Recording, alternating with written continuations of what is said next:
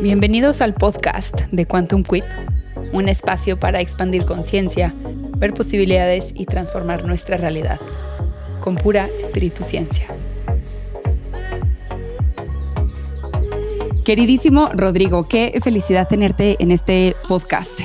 Sabes que en Quantum Quip nos cuestionamos profundo todo este mundo de autoconocimiento e ir a atender nuestros mecanismos de protección, las máscaras, las heridas, nuestras adicciones. Así que me da muchísimo gusto tenerte aquí. Mil gracias por la invitación, Mariana. Muy emocionado y feliz de estar aquí en tu podcast. Oye, Rodrigo, vi o leí que tu primera empresa la pusiste a los 19 años y a los 26, o sea, bastante, 7 años después, todo eso acabó en un burnout muy fuerte para ti. Sí. ¿Cómo fue? ¿Qué pasó ahí? ¿Y por qué? ¿Y cómo de eso ahora te dedicas a lo que te dedicas? Qué buena pregunta. Mira, de hecho, la primera empresa que puse era, dato curioso, nunca he contado esto, pero era una empresa con uno de mis mejores amigos, se llama Josu Gurtubay, que hoy tiene un startup, él. Pero fundamos una empresa trayendo paneles solares, que realmente lo que estábamos buscando era hacer dinero, ¿no? Era como el primer emprendimiento. Y traíamos, en ese entonces nadie sabía que era Elon Musk, pero nosotros lo teníamos ahí como queríamos competir con Elon, ¿no? En el tema de paneles solares cuando tenía Solar City. Nadie sabía quién era en ese entonces. Pero, y al mismo tiempo yo decía, ok, esto es lo que va a hacer que me deje dinero, pero a mí me apasionaba la psicología, el coaching, el desarrollo personal. Y decía, ok, esto es lo que me va a hacer dinero y esto es a lo que me voy a dedicar. Y de hecho, creo que mi primera experiencia no sabía qué era burnout, pero en ese momento tuve burnout a esa edad, decido que me voy a dedicar a la línea del de coaching, psicología, que normalmente, si por sí hoy en redes sociales los atacan de vendehumos, de lo que tú quieras, imagínate a los 21, 22 que tú quieres hacer coaching y no tienes experiencia, no había tanto las redes sociales como hoy. Y yo arranco haciendo coaching ontológico, me voy mucho por la parte de coaching ontológico, certifico coaches con ICF, estaba como volando entre México y Los Ángeles, y llegó un punto en el que empiezo a posicionarme dándole coaching one-on-one a empresarios y a directivos de empresas multinacionales. Se empieza a correr la voz y llegó un punto que ya no podía tomar más clientes. Me empieza a ir bien, pero no podía tener más clientes. Entonces a uno de mis mejores amigos, fundamos, que trabajaba en Audi en Alemania, entonces lo mandaron aquí a poner la planta de la Q5 y nos asociamos para poner una firma de Change Management. Y poquito a poquito, la batalla de ir consiguiendo clientes en la empresa de consulting y todo, pues al principio no teníamos clientes, entonces tomamos todo tipo de clientes y empezamos por no saber cómo hacerlo, obviamente, a volvernos súper pesados como negocio. Empezamos a contratar muchas personas y entre más cerrábamos clientes, más necesitábamos manos para contratar. Y entre más contratábamos, más necesitábamos, necesitábamos cerrar más clientes. Total, entre una y otra cosa, yo terminé trabajando 90 horas a la semana. Y creo que mucho de ese, cuando veo en retrospectiva por qué lo hice, creo que yo siempre digo, el mantra del overachiever es I'm not good enough, no soy suficiente. ¿No? Yo creo que muchas personas exitosas, lo que los trajo hasta donde están es un sentimiento constante de no ser suficientes. Y esa energía como que ayuda, pero también pienso que es como una gasolina como muy tóxica, porque te impulsa muy bien, pero es como un fuego que tienes dentro que si no sabes cómo apagar, termina quemándote. Entonces, mira, lo que me pasó llegó un punto en el que estaba agotado, no dormía, no podía dormir, me levantaba empapado con ataques de pánico, ansiedad. O sea, fue burnout, ataques de pánico, ansiedad. Yo creo que en algún momento fue hasta un brote psicótico, lo que yo tuve, y me quebré. O sea, llegó un punto en el que hablé con mi ex socio y dije, no puedo seguir más. Él tampoco estaba muy feliz porque yo no era funcional, o sea, ya no era funcional. Yo venía de haber estudiado mindfulness, psicología, de haber estado haciendo research sobre mindfulness y de repente fue como esta desconexión total con el trabajo en el que yo sentía una incongruencia brutal, ¿no? Sentía como yo voy a decirle a mis clientes que no tenía inteligencia emocional, no estaba meditando, no estaba durmiendo, todo lo que yo quería dedicarme por el trabajo, pues me perdí en eso y fue como tener que empezar desde cero, ¿sabes? Qué fuerte. Es muy fuerte. Esas como sentadas que la vida te dice que, ojo, yo también he estado ahí en donde estás tú o en donde estuviste tú, que él te dice como, no, así no, eso, y esto que dices de la no suficiencia, tal cual es esta gasolina tóxica que te mueve, pero pagas un costo tremendo. Y el costo que vas a pagar va a ser tu creatividad, tu productividad, tu tolerancia hacia las relaciones o hacia la gente que tienes con el equipo. Y ahí empieza una serie de costos mucho, mucho más fuertes. Okay. Y sabes, yo creo que da pánico, o sea, porque, a ver, yo venía de haber estudiado todo este tipo de cosas, ¿no? Había estudiado psicología positiva y coaching, entonces yo sabía que trabajar más horas, en teoría, no te hace más productivo. Y cuando me puse a ver research de que trabajar más horas baja el performance, incluso cuando la gente que, hay un estudio que demuestra que incluso la gente que está trabajando dando la vuelta al reloj, incluso cuando le preguntan por su percepción de productividad, ellos siguen pensando en ser más productivos. Pero yo creo que empieza a haber como un pánico a, si yo freno, todo se va a caer. Si yo freno, no voy a llegar. Incluso yo hablando haciendo estudios de marketing y todo con mi cliente, yo creo que y conecto mucho porque es el miedo que yo tenía antes. Creo que el miedo más grande que tiene el overachiever es el sentimiento de decir, pasaron 5 o 10 años, yo me esforcé más que nadie, me sacrifiqué más que nadie y todos mis amigos, toda la gente con la que ya arranqué, acabó mucho más adelante que yo en la vida y todo por falta de enfoque, ¿no? Porque, o sea, este dolor de estoy esforzando más que nadie, entre más me esfuerzo, más sientes como que el éxito que quieres como que se te escurre. Se te escapa. Por las manos, ¿no? Como que entre más aprietas, más se va. Y yo creo que, no sé, o sea, yo algo que me sirvió mucho para sanar el burnout fue leyéndola. De hecho, por eso tengo ahí siempre a Steve Jobs ahí y por ahí Principles de Ray Dalio, pero leyendo su biografía y leyendo el libro Principles que cuentan un poco cuando Ray Dalio, ¿no? Que para los que no sepan es este billonario que fundó Bridgewater, y Steve Jobs, todos, Naval Ravikant, emprendedores que yo admiraba mucho,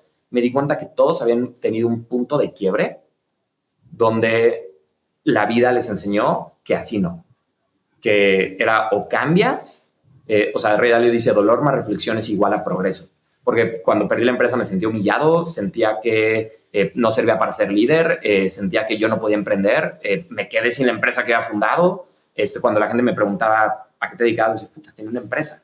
Entonces yo ya sabía a lo que me dedico y no lo que era el tema del flow, porque de hecho yo en la universidad había estado en una conferencia donde estaba Mihai Csikszentmihalyi, que es como el cofundador de Flow, pero ahí fue cuando, leyendo todas estas filosofías, me empiezo a darme cuenta que estaban, como yo lo interpreté, hablando de Flow. De hecho, Naval Ravikant tiene esta frase que dice, ya no creo en un approach de sacrificio, pero un approach de flow hacia la vida y hacia los negocios. Y sentí como yo ya no era funcional, era como, o intento esto e intento cambiar la forma en la que estoy trabajando, intento cambiar la manera en la que estoy haciendo las cosas, o no voy a poder seguir. Yo estuve como 6 meses pensando que no iba a poder volver a trabajar en mi vida. Eso vino después, ese fue un burnout, luego emprendo en línea, me vuelve a dar otro, y yo dije, me voy a volver loco. O sea, estuve 4 meses como un perrito chiquito que le pegan. Cuando yo veía mi escritorio, yo sentía, me empezaba a dar muchísima ansiedad. 4 meses estuve sin trabajar y pasar de trabajar 90 horas a la semana a cero. A trabajar 0 por 4 meses, dije, estaba asustadísimo, ¿no? Dije, me volví loco. Claro. Antes de meternos al flow, para los que nos están escuchando y no sepan qué es el burnout, cuéntanos qué es el burnout. Mira, es básicamente, para mí es como una muerte por 1000 heridas, que hay psicólogos y psiquiatras que discuten sobre si el burnout te lleva a depresión o el burnout es un tipo de depresión específica por el exceso de trabajo. Que aparte yo tengo por ahí, yo creo, y mucha gente me va a criticar por lo que voy a decir, pero el burnout no viene por el exceso de trabajo, sino Elon Musk ya se hubiera tronado. El burnout viene por trabajar fuera del estado de flow, que ahorita podemos hablar de eso.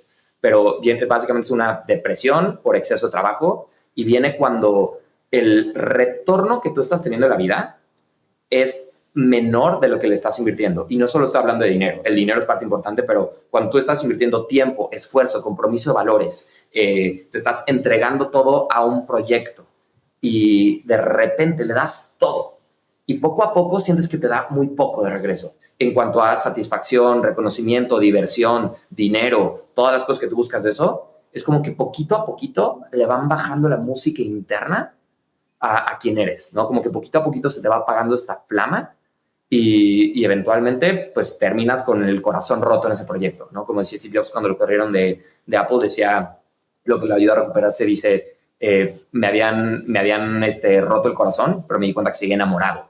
Y esa fue esa pasión. Pero es cuando tu negocio o tu trabajo o tu proyecto te rompe el corazón, ¿no? Y te estás devastado. ¿Y te ha pasado eso con el negocio que tienes ahorita? No, desde...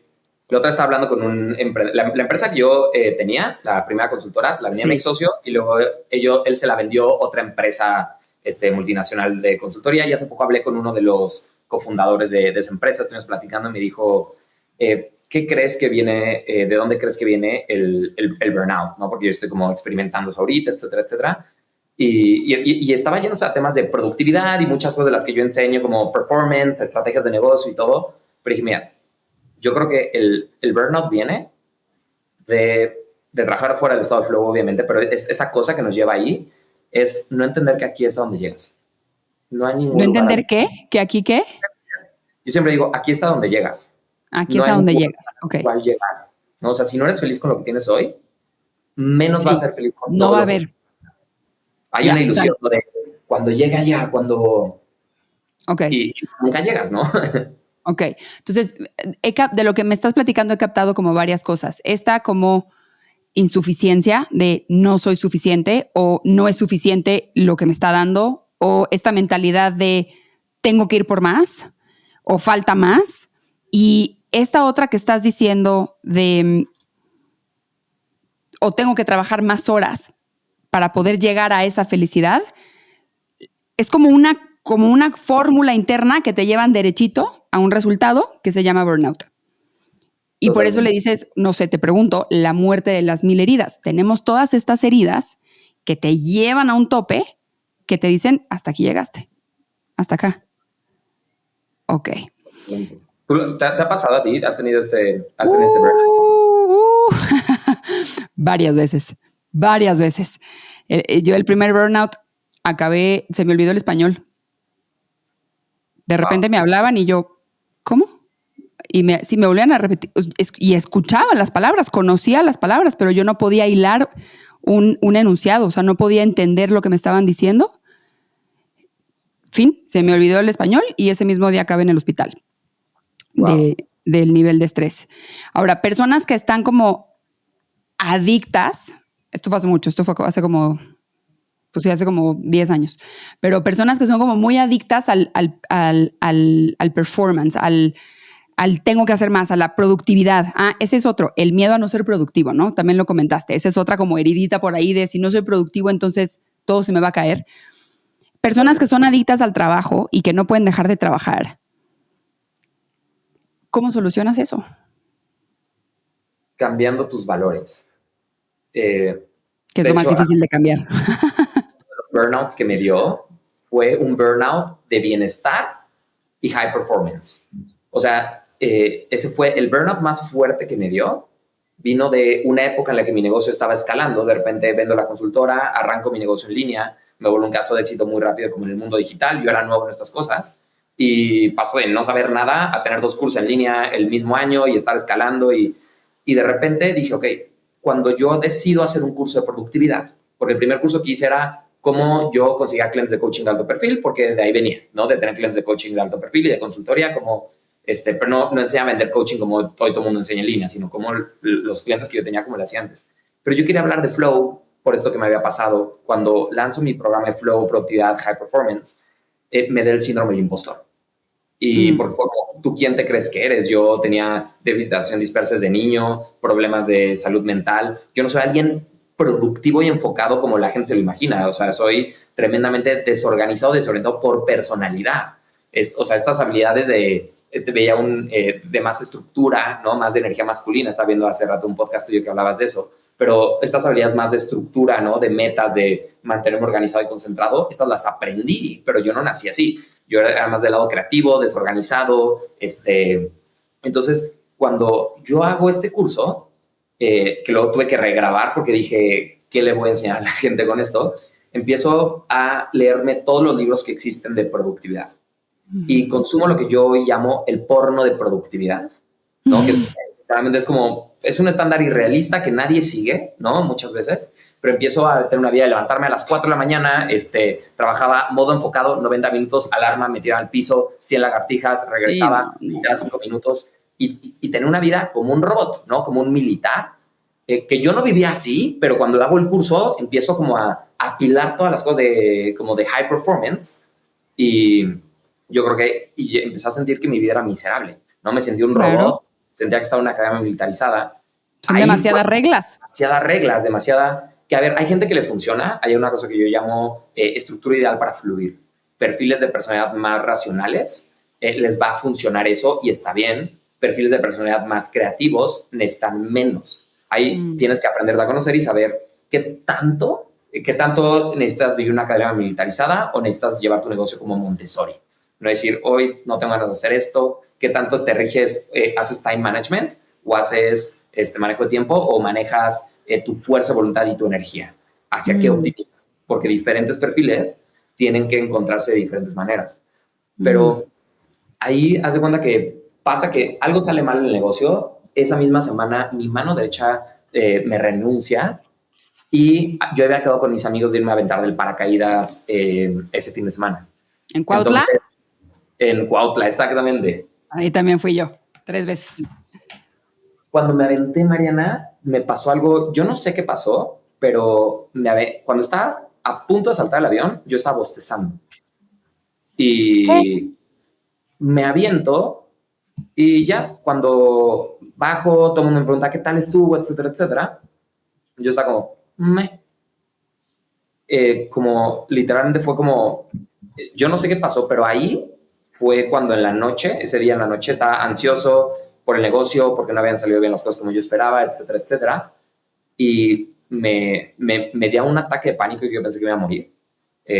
Me cruzó por la casa a matarme, a aventarme por la ventana. O sea, era un ataque de pánico que yo no podía con eso. Y ahí fue cuando dije, no tengo idea qué me está pasando. Y entré a un mentorship con Steven Kotler, no sé si has escuchado hablar de él. Y tengo un coach ahí, que luego se vuelve mi coach one-on-one, se llama Ren Howard, y me estaba coachando en todo el tema del burnout. En su comunidad había Navy SEALs, había ex profesores de Harvard, de Stanford, o sea, muchos psicólogos, psiquiatras, todos estábamos en como mastermind, como compartiendo. Yo les compartí lo que yo tenía. Nadie sabía decir exactamente qué es lo que me había pasado, pero yo asumo que cuando yo me aventé el paracaídas, como que mi cerebro jaló todos los neuroquímicos que le quedan de enfoque y como que se terminó de secar. Y ya no podía producir dopamina, serotonina, norepinefrina, todo lo que necesitaba. Parecía un zombie. Entonces, cuando me estaba coachando, estuve, te digo, estos como 3 o 4 meses sin poder trabajar y yo estaba en esta sesión de coaching y le dije, Brent, siento que ya me estoy pudiendo otra vez como enfocar un poco más. La otra vez trabajé un poquito y como que todavía no me siento como que quiero crecer un negocio gigante ni nada, pero a ver, ya estuve como agarrando, jugando en Notion, haciendo las cosas, ¿no? Y creo que, o sea, me siento como que me estoy recuperando. Y le pregunté, ¿cuándo estás listo?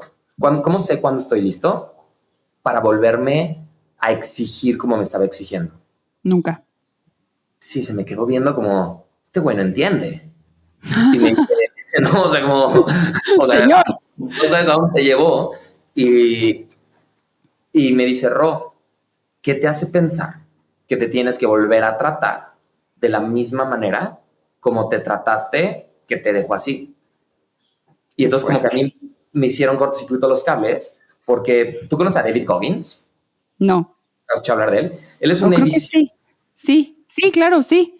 Puramente, ¿no? De fuerza, así, de inquebrantable.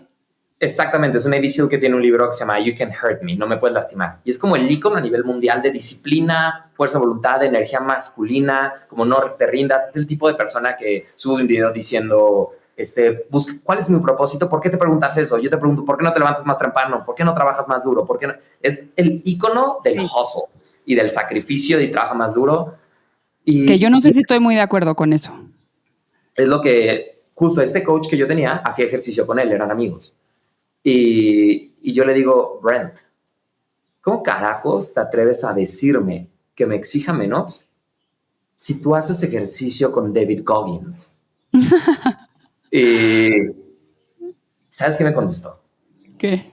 Fue súper como life changing para mí. Me dice, dude, first of all, David Goggins is a fucking alien and no one should take his advice so seriously. Para empezar, Okay. David Goggins es un pinche alien y nadie debería de tomarse su consejo tan en serio.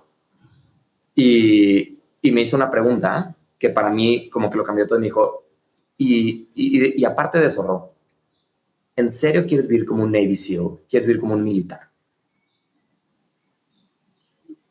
Me quedé así como pasmado y me preguntó, ¿cómo sería si pudieras vivir así? Y me solté a llorar como un niño. Y caigo en cuenta que, no sé, ahorita que a veces hablo un poco de mi historia con el sistema educativo, ¿no? Que me corrieron de muchas escuelas de niño y sufrí mucho en la escuela. Digo, yo odié el sistema educativo por cómo me hicieron sentarme, obligarme a sentarme como en un escritorio cuando yo quería hacer otras cosas y por cómo el sistema educativo me trató de niño que me llevó a depresión y a quererme suicidar de niño. Y hoy yo me estoy tratando más duro de lo que me trataban esos maestros. Fue como darme cuenta, como peso, ¿no? Que yo quería probar algo, que era probarles que se habían equivocado, que no era tonto como habían dicho y todo, y me solté a llorar. O sea, fue duro, ¿sabes? Porque hay gente que está construida como David Goggins, Michael Jordan, hay gente que trae ese gen para empujarse y para ellos es natural. Pero me di cuenta que yo no quería vivir la vida entera sintiendo un pez trepando un árbol. Entonces, como que renuncié, dije, ya no puedo. Qué fuerte. Esta fue muy fuerte, pero además, bueno, primero que nada, te celebro. O sea, celebro mucho que hayas dejado de meterte en esa cajita porque ¿cuántos de nosotros caemos en estos speeches que escuchamos de no, tú puedes y fuerza de voluntad y te despiertas a las 5 de la mañana y cuando no puedes da más y entonces y sigue y tienes que dar el 120% de esfuerzo cuando eso ni existe y que tú salgas a hablar tu historia y tu mensaje me parece un regalo. Así que honro mucho que lo hagas así y tal cual hoy te vuelvo a hacer la pregunta. ¿Qué tanto comulgas con esto? ¿Qué tanto comulgas con levántate a las 5 de la mañana y la hiperproductividad? Y sí puedes, y tienes que darlo más, y esfuérzate. Y cuando sientes que ya no puedes, entonces ahí sacas más fuerza de voluntad.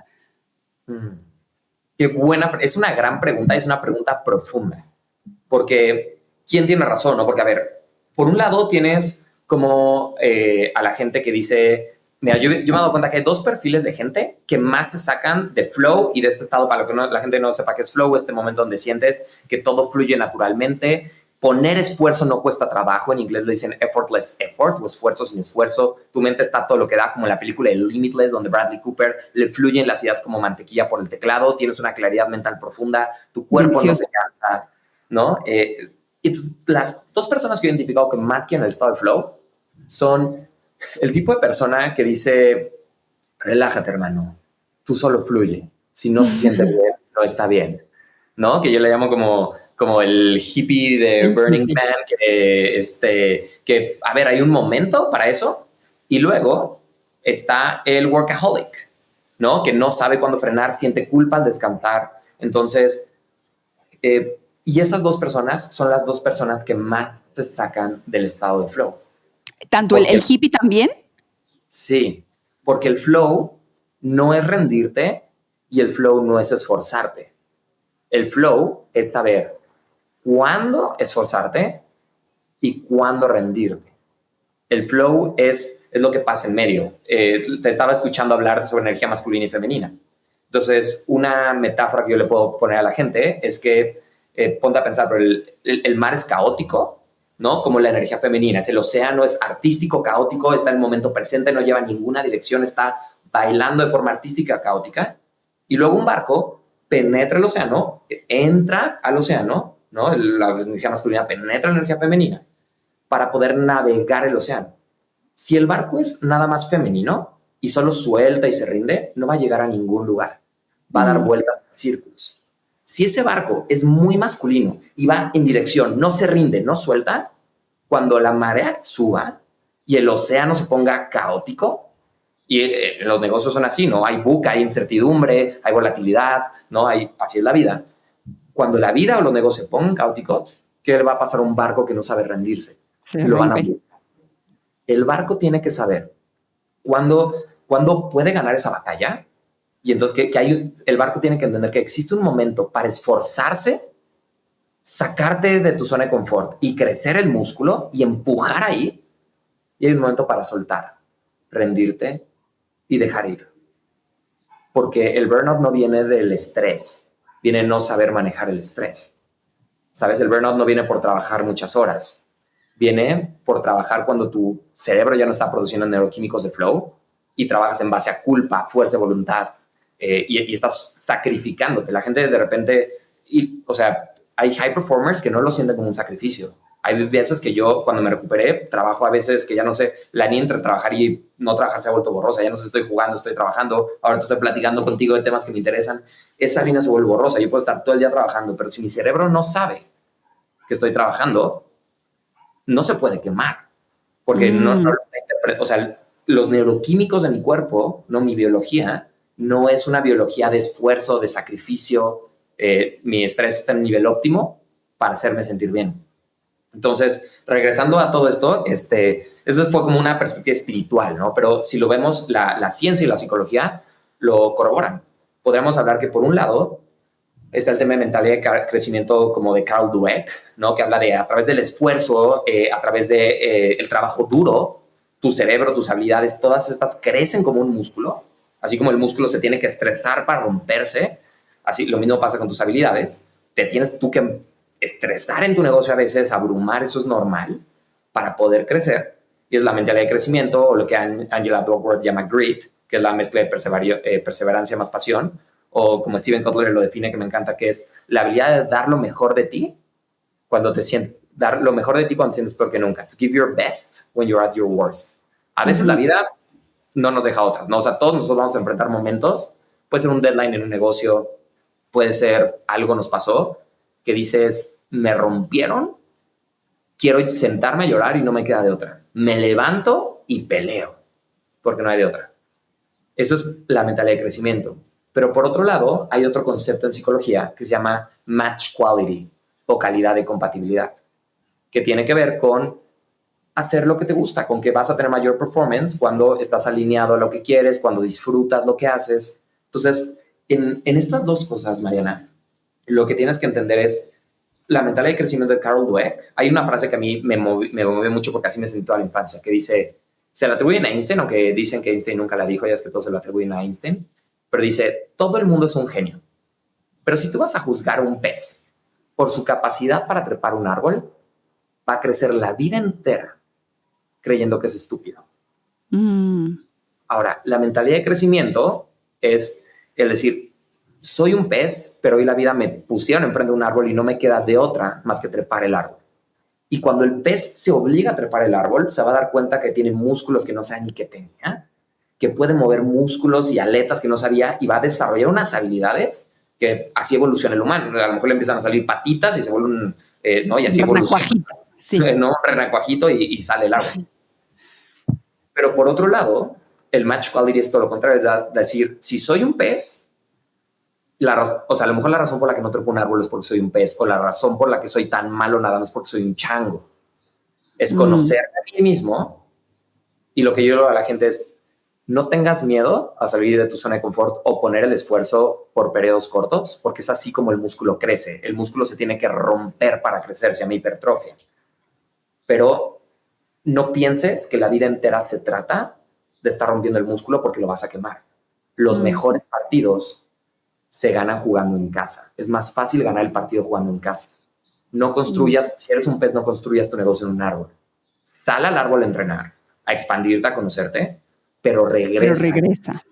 Y tu negocio, todo tu estilo de vida, ¿no? O sea, cuando entrena trepando el árbol, pero compite en el mar, ¿no? Entrena jugando de visitante, pero compite, y si puedes elegir dónde se juega a la final, se juega en casa.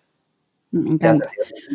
Oye, dijiste algo hace ratito de la estructura del flow, ¿no? Y que digamos que cada quien tiene su propia estructura de flow, y hay como dos grandes perfiles, el ser racional y el ser creativo. Hay, más allá de, o no sé si hay una forma como muy específica de conocer cuál es tu estructura de flow, más allá de, pues, volteate a ver cómo eres tú. Y luego, no sé, en otro podcast tuyo, o no en un podcast tuyo, en un reel o algo, estabas contando que te peleaste con la disciplina. Y a mí un poco también me pasó lo mismo. A mí lo que siento que me pasó es que yo era este ser creativo, turbo creativo. La vida me obligó, o sea, no tuve de otra más que treparme al árbol y volverme este ser racional. Hay una interpretación espiritual muy de energía femenina, masculina a eso, pero no me voy a meter en eso. Y más bien, mi racional, me refiero, yo era del club de las 5 de la mañana, dalo todo y más, sacrificio puro, trabaja más duro, rendimiento máximo, trabaja 10 horas al día. Caigo en todos esos burnouts, no solamente burnout laboral, o sea, mis relaciones estaban colapsadas, mi salud estaba colapsada, mi cuerpo estaba colapsado. Hay otras formas de empezar a hacer, y más bien yo siento que como que mi camino ha sido quitarme el ser racional y recordar el ser creativo que sí soy. Y no, claro. y yo cada vez menos comulgo con una vida tan saturada de reglas, porque es como someter al cerebro a un destino en el que ya no hay más expansión, y a un ser creativo es lo peor que le puedes decir, es ya no puedes crear más, ya no puedes explorar, no, ya no hay nada, no, es el coarte de la libertad total. Y no sé si en algún punto a los excesivos racionales eso les pasa en algún punto de su vida, o de plano son unos aliens como todos estos Navy SEALs que tú estás diciendo, y entonces no ocupan, su libertad la encuentran en esa satisfacción de lograrlo. No lo sé. Ay, mira, es que no es blanco y negro, no es que eres creativo o eres intelectual y racional y estructurado, no es dónde estás en la escala, ¿no? O sea, qué tanto es para un lado y para otro lado. Ahora, me encanta, ahorita dijiste no me voy a meter en temas de energía masculina y femenina, de hecho me encantaría meterme y ayudar a la gente a conectar los puntos, porque creo que si en un podcast puedo hacer esto, es contigo, porque a veces son alérgicos en el mundo corporativo cuando hay conferencias. Sí, son alérgicos. Pero me imagino que tu audiencia lo va a entender, ¿correcto? Y básicamente la gente habla de ser productivo, ¿no? Y ser creativo como si fueran dos cosas diferentes, ¿cierto? Como ser productivo, te imaginas justo club del 5 de la mañana, energía masculina, dopamina y neuroepinefrina, si hablamos de neuroquímicos, que son literalmente los dos neuroquímicos que pasa cuando tomas un Adderall, un Ritalin, cualquier pastilla para el déficit de atención dispersa. Son neuroquímicos de enfoque, lo que pasa con el agua helada, por ejemplo, eso es lo que te activan, dopamina y neuroepinefrina. Ahorita vamos a hablar de eso, pero vamos a decir, la neurociencia, la espiritualidad y el resultado de la energía masculina, ¿no? Y asociamos eso con productividad. Y luego con creatividad pensamos en arte, baile, innovación, ¿cierto? Con productividad pensamos en resultados, con creatividad pensamos en innovación. Pensamos en energía femenina, pensamos en serotonina, endorfinas, ¿no? Neuroquímicos de creatividad. Y entonces, ¿qué es lo que pasa? Yo le digo a la gente, a ver, nadie se ha puesto a ir a la etimología. Producir y crear son lo mismo. Son dos caras de la misma moneda. Productividad y creatividad, que los tenemos en la cabeza tan separados, vienen producir y crear. Son exactamente lo mismo. El enfoque viene del desenfoque. Es decir, la energía masculina viene de la energía femenina. Entonces, esto se puede saber. Eso es el ciclo de flow que han encontrado, que hay esfuerzo y batalla es la primera etapa del ciclo. Después tienes que soltar y dejar ir. Luego entras en estado de flow, donde tienes este cóctel de neuroquímicos que te incrementan el reconocimiento de patrones. Te puedes esforzar, llevar al límite y no te cansas porque tu cuerpo está lleno de endorfinas y de anandamida, que son painkillers, aliviadores del dolor naturales. Tienes dopamina y neuroepinefrina, que son neuroquímicos de enfoque. Entonces tienes este cóctel de neuroquímicos y luego viene la etapa de recuperación. ¿Por qué? Porque es extremadamente costoso para tu cuerpo entrar en ese estado. Porque estabas a todo, te ibas hasta el límite. En algún momento el cuerpo se tiene que apagar y recuperar, porque todo en la vida tiene etapas de expansión y contracción, como un músculo. El músculo crece, se estira, pero si yo mañana voy y hago bíceps en el gym y al otro día vuelvo a hacer y vuelvo a hacer y vuelvo a hacer, y le pongo más peso que puedo cargar, el músculo se va a quemar. Entonces, y luego no va a poder hacer ejercicio por 6 meses. Así como cuando el músculo se quema, es básicamente la representación física del cuerpo de cuando el cerebro lo quemas, ¿no? Y toda tu energía se apaga. Ahora, ayer estaba coachando a una creadora que admiro mucho y le estaba dando una sesión de coaching hablando de energía masculina y femenina, con su propia creatividad y con su propio flow, que va mucho con esto que dijiste. Y en el hinduismo, a esta energía de dopamina y norepinefrina, ¿no? Le llaman Shiva, que es la energía masculina. Masculina. Y luego está Shakti, ¿no? Que es la energía femenina, que puede, ¿no? También es el Yin, sería Shakti, y el Yang, ¿no? En la filosofía japonesa, pero bueno, en la filosofía Zen. Pero está Shiva, que es esta energía que es la dopamina y la norepinefrina, y Shakti podremos hablar, que es el neuroquímico del momento presente, es la serotonina. Es lo que sientes, la energía de la madre, es lo que te dice, te amo tal y como eres. Todo va a estar bien. Todo va a estar bien, te amo tal y como eres. Es lo que, si nos estás escuchando, cierra los ojos, respire y diga, ay, aquí estoy a toda madre. Esto es lo que simulan en los neuroquímicos los hongos alucinógenos. Por eso están toda la psilocibina y todo tiene tantos beneficios para la salud mental de forma terapéutica, porque es la energía femenina. Y el agua helada, que todo el mundo está metiendo en agua helada últimamente, o el ayuno intermitente, lo que generan es energía masculina, ¿no? Que es dopamina y norepinefrina, lo mismo que tienen los painkillers.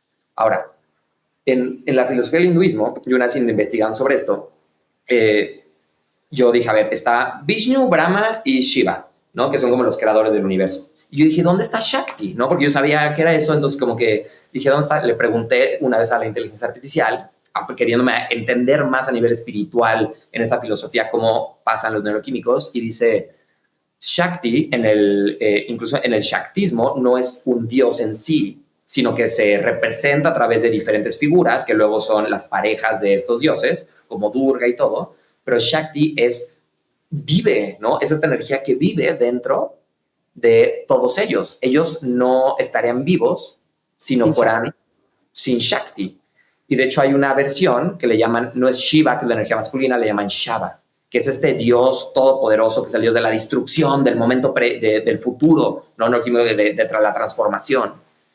Que la energía del padre, no eres suficiente, te tienes que ganar mi amor, te tengo que destruir quién eres, tengo que matarte para que puedas evolucionar y crecer. Y hay una versión que es Shava. Shava es Shiva hecho piedra, apagado.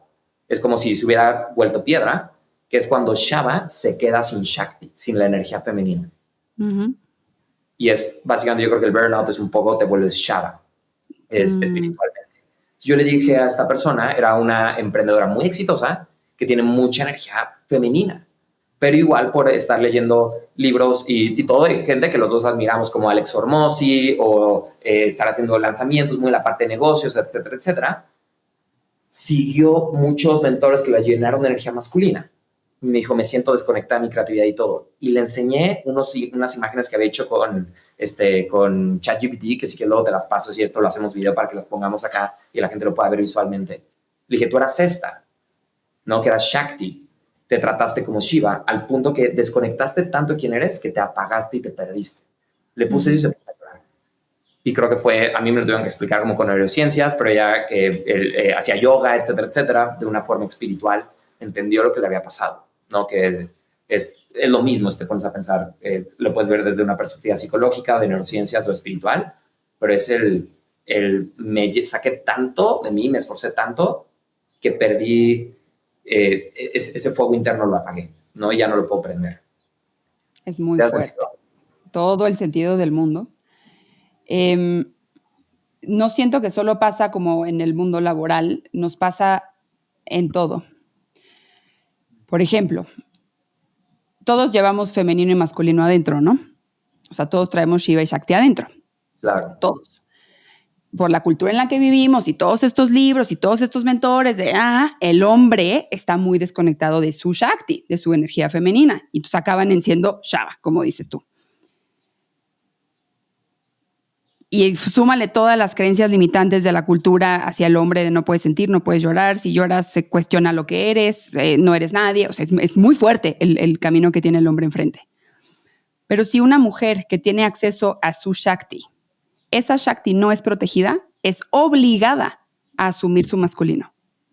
Claro. O sea, si tuvo un papá que no la protegió, si no fue sostenida o nutrida o contenida. Esto también aplica para los niños chiquitos. Claro, o hombres con mucha energía femenina. Y con mucha energía masculina. Cuando son o cuando nadie, o sea, alguien tiene que proteger al femenino, porque del femenino nace todo. Del femenino nace la creación del universo. Claro. Todo viene de la madre, de la gran madre. Entonces, cuando la madre no es protegida, algo tiene que someterse en exceso al rol masculino. Y por eso hoy tenemos mujeres turbomasculinizadas, porque alguien tiene que proteger al femenino. Y si no va a ser el de allá afuera, pues al menos va a ser esto que está aquí. Y pasa, o sea, esta es una inteligencia que pasa aunque ni nos demos cuenta. Pasa más allá de nuestro subconsciente, es cómo estamos siendo todos usados por hilos, como hilos de el gran juego, de la madre misma, lo que sea. Creas en esto o no, no importa. Es que creas o no creas, y me encanta, o sea, me encanta todo lo que dices, porque creas o no creas, pasa. Pero la neurociencia cuadra perfecto con esto que estás diciendo, ¿no? O sea, con lo que dicen los yogis. ¿Por qué? Porque si tú vueltas a ver la neurociencia, o sea, la neurociencia, ¿qué es lo que pasa en el cerebro? Tú estás generando dopamina y neuropinefrina, esos son neuroquímicos de enfoque, lo que tienen, ¿no? Como lo vimos. Podemos decir, si la dopamina pudiera hablar, Mariana diría, quiero más, no es suficiente. La gente piensa por ahí que la dopamina es un neuroquímico de placer. No, es un neuroquímico que te hace predecir que vas a tener placer, ¿no? Entonces, lo que nos hace es el neuroquímico de la motivación, más importante en la motivación, pero también en la adicción. Es el neuroquímico del deseo.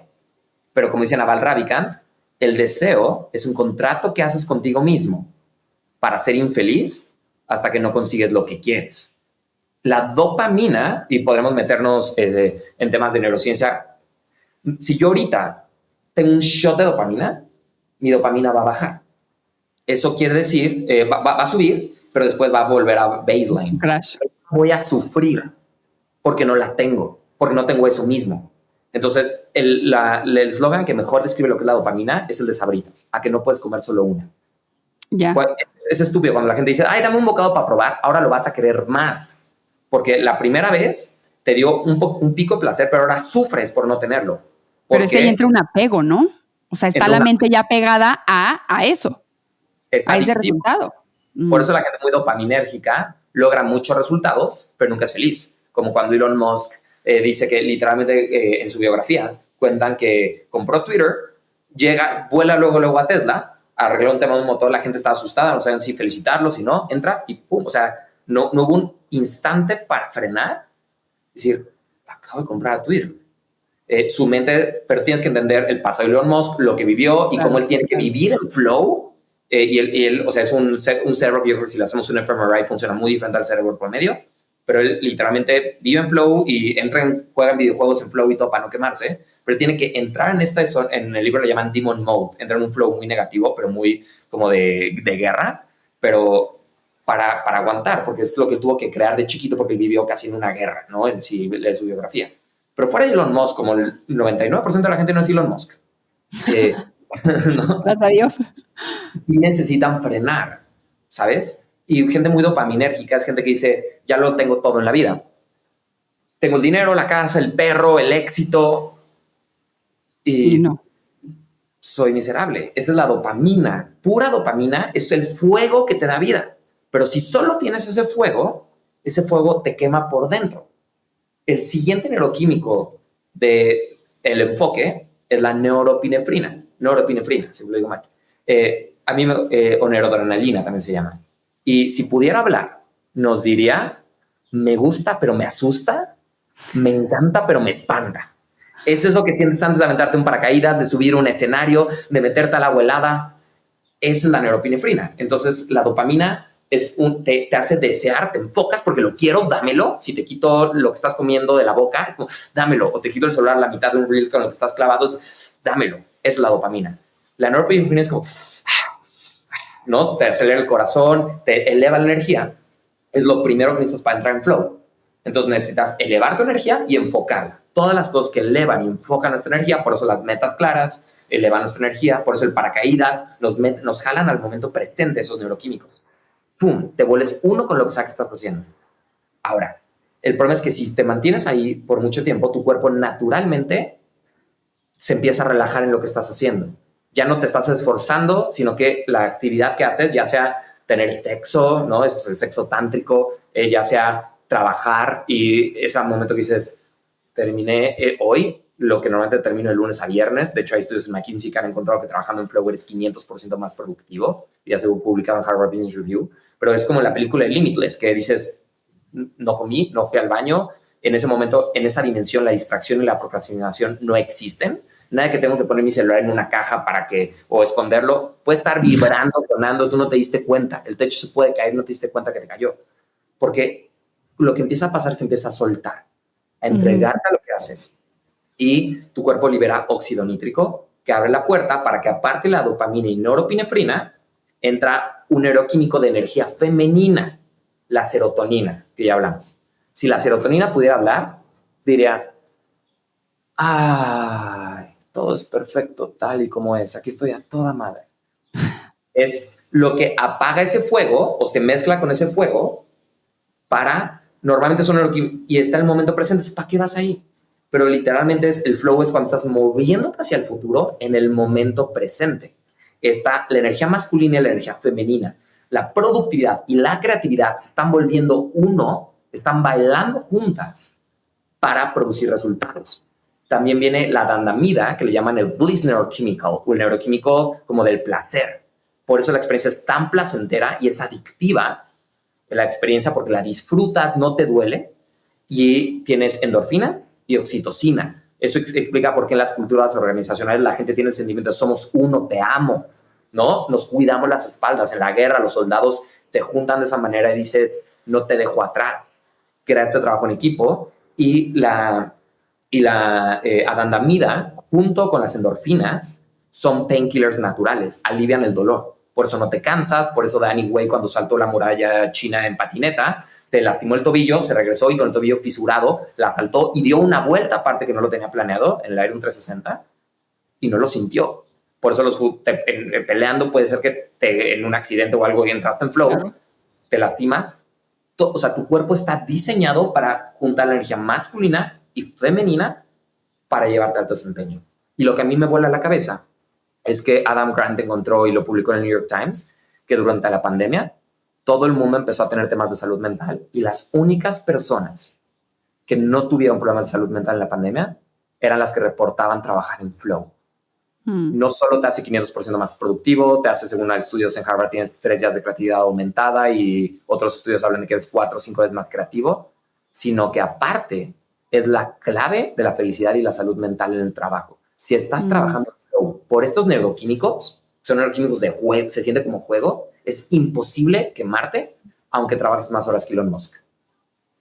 Wow, me encanta. Ok, tengo una pregunta importante, pero antes de ahí, ok, mencionabas hace ratito que batalla masculina, enfoque, después llega el momento de dejar ir femenino y después ahí es cuando, o sea, esa combinación es lo que te da el flow, que es estar como en este juego, estar produciendo un resultado desde este lugar placentero, etcétera, pero después viene la recuperación. Y sí, esa parte es importante. ¿Por qué? ¿Ahí qué neurotransmisor hay? Ahí melatonina. Vas a tener ahí seguramente hay gente que habla de ayuno de dopamina, que se me hace un pésimo término porque no puedes ayunar de dopamina, te vas a querer suicidar si te quedas sin dopamina. Pero es un reset de dopamina. Entonces, acabas de estar hiperestimulado y ahora tienes que hacer que el cerebro baje a nivel baseline, ¿no? A nivel, o sea, como a su estándar. Entonces, normalmente ahí viene reset de dopamina y te la vas a pasar. Cuando la gente no sabe que viene esa curva, que después de todo lo que sube tiene que bajar, se la pasan muy mal. ¿Por qué? Porque están en este estado en el que se siguen empujando y no saben por qué ya no se pueden enfocar. A esto yo le llamo trabajar en la zona gris. Ya. La zona gris es una metáfora que viene en los corredores, que es una velocidad muy rápida para que crezca el músculo, digo muy lenta para que crezca el músculo y muy rápida para que se recupere. Correr a esta velocidad, de hecho, daña el músculo. Y lo mismo, todos hemos tenido esta etapa en la que sigues trabajando, pares venado lampareado ya en la noche, no estás pensando, no estás razonando y te sigues empujando. Y entonces, al otro día, de hecho, Gabriel García Márquez entendía muy bien esto, porque lo que hacía es que cuando estaba en su pico de creatividad más alto, dejaba de trabajar y se iba a dormir. ¿Por qué? Porque al otro día en la mañana dejaba el trabajo en la parte más creativa. pero aparte en su pico y no persiga al dragón. Yo le digo a la gente, no persigas el dragón. Si el flow está bajando, ríndete, déjalo ir, porque y que sepas que está bien no sentirte bien. Yo ya, algo que a mí me pasaba es que luego me dan crisis, me dan depresiones, porque literalmente es como, imagínate que te estuvieras comiendo todo un cóctel o sea, para que tú tengas natural, los neuroquímicos que tu cuerpo produce en flow, es lo equivalente a que te dé un Adderall, un Ritalin, una línea de cocaína, que te dé un orgasmo, que te dé unos que te dé un Prozac, un aliviador de dolor, que aparte te enamores y que te dé un abrazo de tu mamá o la persona que más quieres. Todo eso junto lo tienes en flow. Entonces, obviamente, cuando la gente pasa de estar ahí a de repente tener un déficit de dopamina, sientes no dolor. No encuentro motivación, no puedo moverme, no tengo inspiración, nada me sale bien, no saco nada, no llego a nada. O sea, ese es el down de dopamina. Ahora, un adicto a la cocaína en recuperación entiende que antes se metió una cosita por la nariz y que está sufriendo y que otra vez está en un proceso de adaptación y que por eso le está pasando mal. La mayoría de la gente exitosa que me ha tocado coachar, normalmente son personas que llegaron ahí gracias al flow. Pero ese mismo, como no saben lo que les está pasando porque no entienden los neuroquímicos, se sienten horrible, sienten culpa por tener que descansar, sienten culpa por no poder estar al máximo y entonces siguen empujando y se siguen empujando, nunca se recargan y se terminan quemando. Y luego dicen, tú no sabes el performance que yo tenía el año pasado, hace 2 años, hace 3 años, no sé qué me pasó. Lo que pasó es que prendieron el fuego y cuando el carbón ya se estaba como consumiendo, lo siguieron prendieron el foco y cuando el foco se estaba sobrecalentando, trépale, nunca dejaron que se enfriara. Quemaron el cuerpo. Y el foco. Y dices, no prende, pues no, obviamente no te no se apaga, ya no sirvo. Ok, ahora, pregunta. A mí, o sea, me está encantando hablar contigo porque le has puesto como muchas palabras a este proceso creativo, pero a mí me pasa como muy esporádico esto del flow, como que de repente, ¡pum!, me llegó. O sea, de repente ayer me pasó y yo estaba como así, con ese cóctel que acabas de decir, así, y me doy cuenta que estoy ahí. Es como de, ajá, entonces lo voy a aprovechar y no sé qué. Ya sé que yo me tengo que descansar. O sea, yo de mi día a día, si estoy en burnout o no, o sea, aunque sea mi momento más feliz de la vida, yo tengo mis prácticas de recuperación diario, porque me voy a matar. O sea, y además tengo esa necedad, ya no sé cómo decirlo, de adicción, ¿no? De llevarme a esos niveles. Entonces, sí o sí, yo ya sé que no pasa nada y va a regresar y es un proceso y demás. Pero a mí me pasa como muy natural y muy esporádico. O sea, es como si de repente me tomara, como si de repente algo llega, me toma, me succiona y yo ya, o sea, no me lo provoco, no me lo sé provocar. Hay formas, y sí, no nos digas porque yo quiero que no los guardes para el Mastermind, porque quiero que sepan los que nos están escuchando que Rodrigo va a ser maestro de Mastermind, pero sí danos un hack si esto es posible. O sea, ¿se puede provocar el flow o más bien tú tienes que crear las causas para que se dé la consecuencia del flow? Qué buena pregunta. El flow es la segunda que dijiste, pero se puede hacer de forma intencional. Yo esto lo llamo flow hacking. Entonces, me encanta, flow hacking. Yo creo que hay 2 cosas. Hay flow finding y flow hacking. Entonces, básicamente, encontrar el flow hay cosas que naturalmente ya nos meten en flow más, ¿no? Que las cosas que ya asociamos con flow, como yoga, surf, snowboarding, rap, deportes extremos, esas cosas. Las artes. Naturalmente nos meten en flow. Tienden a ser, yo le llamo actividades de alto flow y normalmente algo que yo le enseño a la gente que es algo que se pueden llevar acá es buscar su actividad primaria de flow. Entonces, ¿por qué? Porque entre más flow tienes, más empiezas a saber cómo entrar en flow y esa misma capacidad de entrar en ese estado se puede trasladar desde sexo, ejercicio, deportes extremos, negociación, conferencias, hablar en público, trabajar, escribir. Es como que la vas trasladando entre más vas entendiendo cómo entrar en esa zona. Entonces, muchas veces tu primer maestro se vuelve tu actividad primaria de flow. Para mí es, por ejemplo, el snowboarding, es escribir, es meditar, luego hago downhill en patines, es calistenia. Entonces, todo ese tipo de cosas me enseñan, ¿no? Como que me enseñan cómo se siente, así como cuando arrancas a meditar y no sabes bien ni qué estás haciendo y años meditando te va enseñando. Y después está el flow hacking, que es lo que tú dices. Hay gente que dice, sí, yo entro en flow cocinando, yo entro en flow, de hecho, el tipo de flow más común es, y de hecho es un flow improductivo, no es un flow productivo, es cuando la gente se pone a platicar en la oficina y se le va toda la tarde platicando de algo y se pierde la noción del tiempo y dices, uy, pasaron 5 horas. Pero el flow del que la gente no está interesado es el flow intencional en la cosa que yo sé que también le llamo tu actividad de mayor retorno sobre inversión de flow. ¿Cuál es esa cosa que si tú logras entrar en flow haciendo esa cosa en tu trabajo o en tu negocio, te da mayor ROI?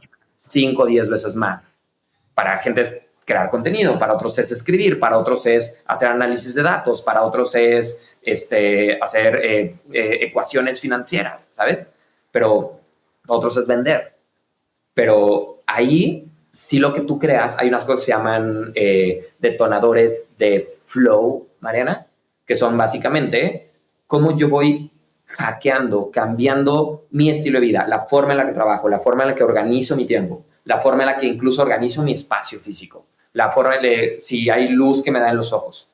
Todo eso se llaman detonadores de flow y para mí es lo que hacen es que succionan tu atención, porque es lo que pasa en el flow, tu atención es succionada como cuando ves Netflix. Pero lo que ayudan a hacer es que tu trabajo y esa cosa que importa muchísimo que hagas se vuelva tan atractiva como ver Netflix cuando tú logras hackear el flow. Entonces ahí es donde de repente, para mí es la alineación perfecta, ¿no? Porque el trabajo se siente como juego, pero aparte estás haciendo mucho dinero, o estás creciendo tu carrera, o estás desarrollando el músculo, o estás haciendo algo. Tal Ben Shahar usa esta metáfora como, no sé si alguna vez has visto un dibujito que hace Tal Ben Shahar, que es quien da la clase de psicología positiva en Harvard, para los que no lo conozcan, que pone unas hamburguesas y está como crear un mejor futuro y disfrutar el momento presente. O sea, hay veces que estás creando un peor futuro y estás sufriendo el momento presente. Y es como esta hamburguesa pastosa que dejaste fría, que dejaste en el refri, que no es ni por qué te la estás comiendo, ¿no? Que dices, sabe horrible, no la disfruto. Es la hamburguesa del nihilismo. Luego está la hamburguesa del hedonismo, que es como esta hamburguesa, la otra vez de un restaurante en Estados Unidos que se llama Heart Attack. Tiene tocino, grasa, ¿sabes? O sea, le escurre la grasa, pero es que rica sabe, ¿no? Con el refresco. Cero futuro, pero puro presente. Disfruto el momento presente, pero con un peor futuro. Sé que me la voy a pasar mal en un rato, me va a dar sueño, voy a engordar, cuando me quite la playa en la playa, me va a dar un poquito de penita porque ya me desmarqué. Entonces, es esa hamburguesa, pero no me va a sentir bien conmigo, pero qué bien disfruto el momento presente. Luego está la hamburguesa de la carne de la rata, del sacrificio. Es una hamburguesa que no engorda, está lleno de nutrientes, pero sabe horrible, ¿no? O sea, sabe a cartón, saludable. Y ya ves, este es el workaholic, ¿no? Que dices, estoy sacrificando el momento presente por un mejor futuro. Que todos a veces tenemos que movernos ahí. Pero para mí está la hamburguesa, él le llama la hamburguesa del propósito, pero para mí realmente es la hamburguesa del flow. Que es cuando esta hamburguesa que te fuiste al súper, compraste los mejores ingredientes, ¿no? Está riquísima y aparte saludable, ¿no? Entonces, estoy creando un mejor futuro y disfrutando el momento presente. Y para mí lo que te permite hackear el flow es vivir de esa manera. Disfrutando como si te estuvieras comiendo la hamburguesa, tu trabajo se siente como juego, pero estás creando un mejor futuro, estás haciendo dinero, estás mejorando, mejorando tu cuerpo, tu salud, creando relaciones con significado, que para mí, por lo menos de cómo yo volteo a ver la vida, de eso se trata. Me encanta, me encanta.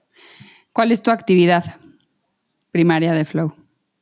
Mi actividad primaria de flow, no sé si es el snowboarding, de las que no son productivas en sí. Yo creo que es snowboarding o bajar a toda velocidad, bajadas en patines en downhill, como, no sé, 40, 50, 60 kilómetros por hora. De esos que si me caigo me mato.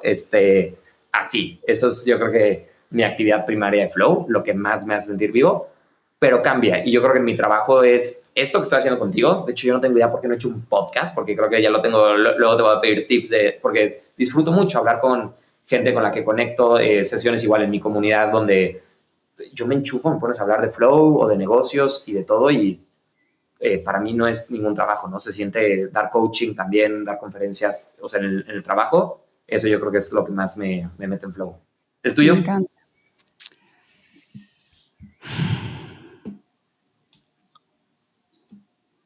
Va a sonar un poco trillado. Y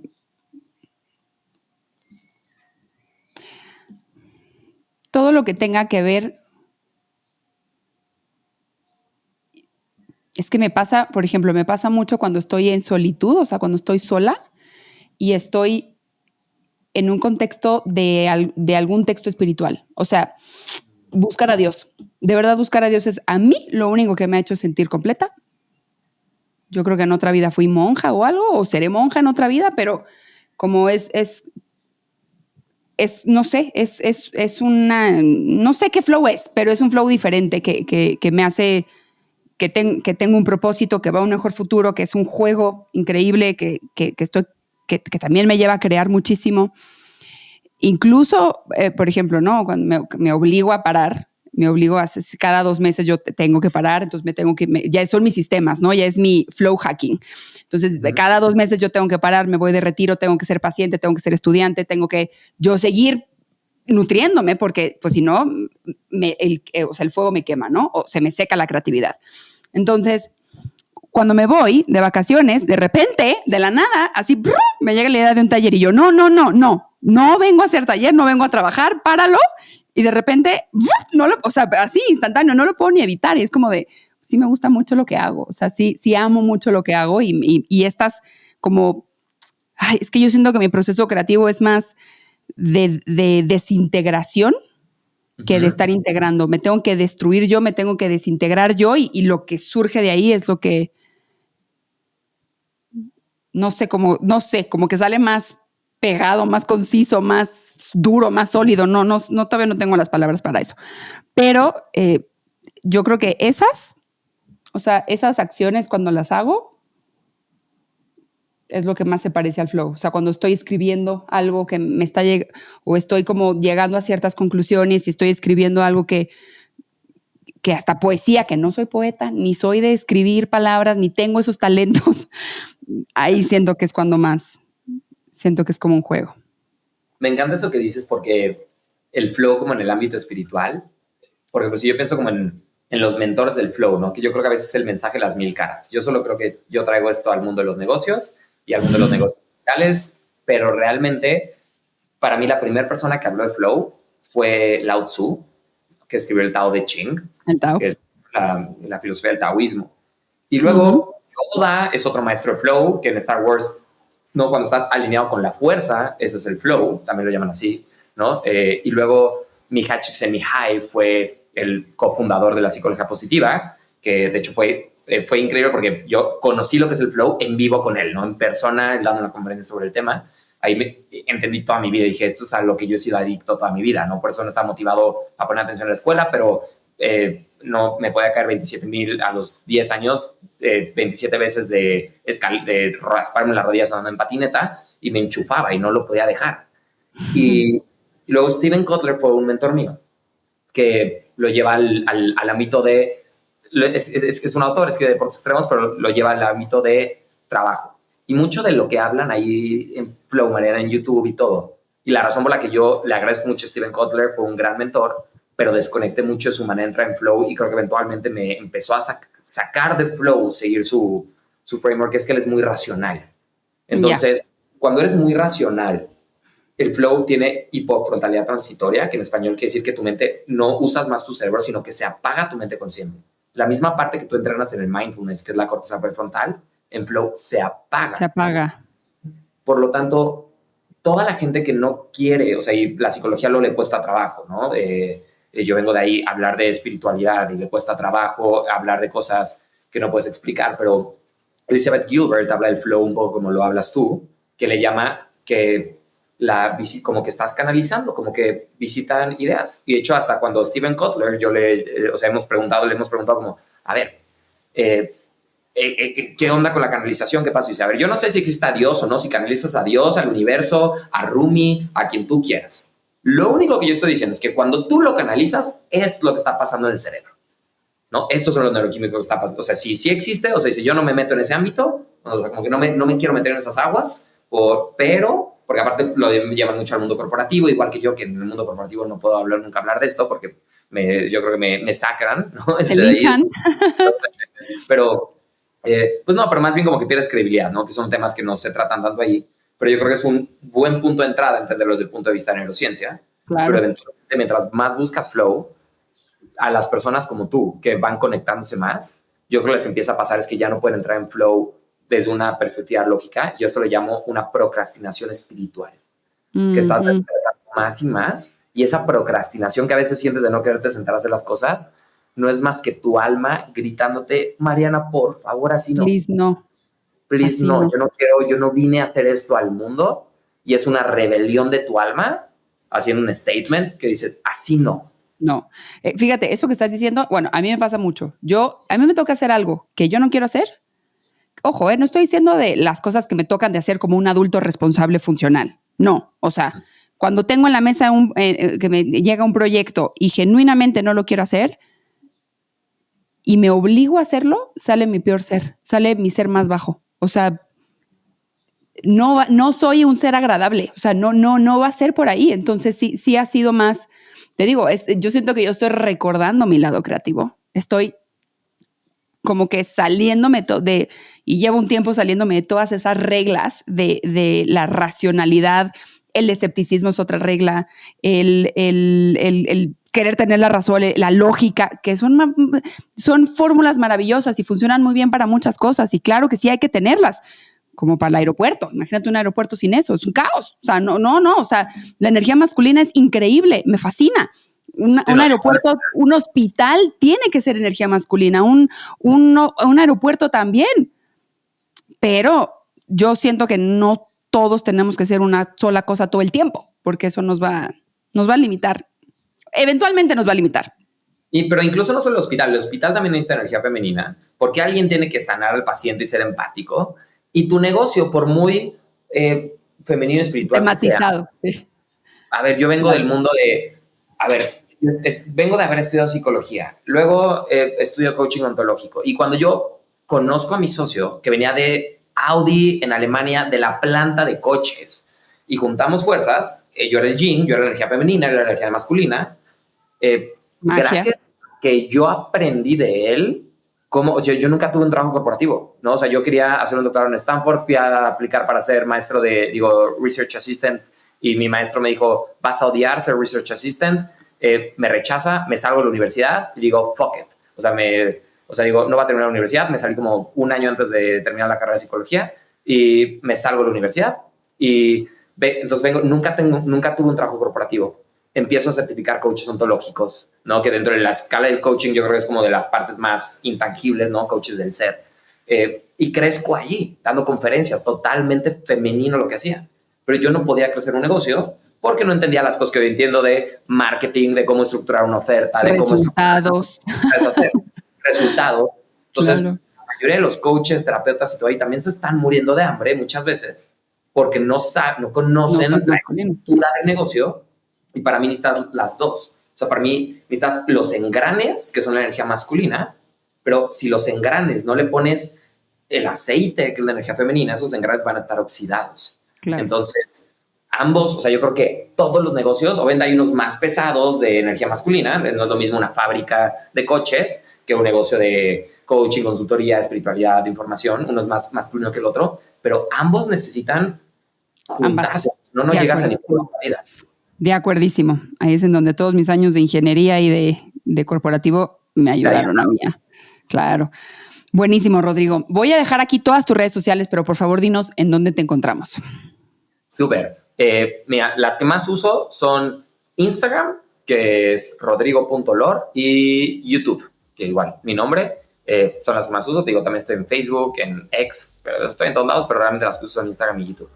Me encanta. Rodrigo, infinitas gracias por venir a platicarnos. Me encantó platicar contigo. Nos surge tu podcast. Quantum es tu casa. Cuando tú quieras, aquí estamos. Y gracias a todos los que nos escucharon. Mil gracias por el espacio. No sabes el honor que es estar acá. Me encantó la entrevista y esperemos que sea la primera de muchas. Eso.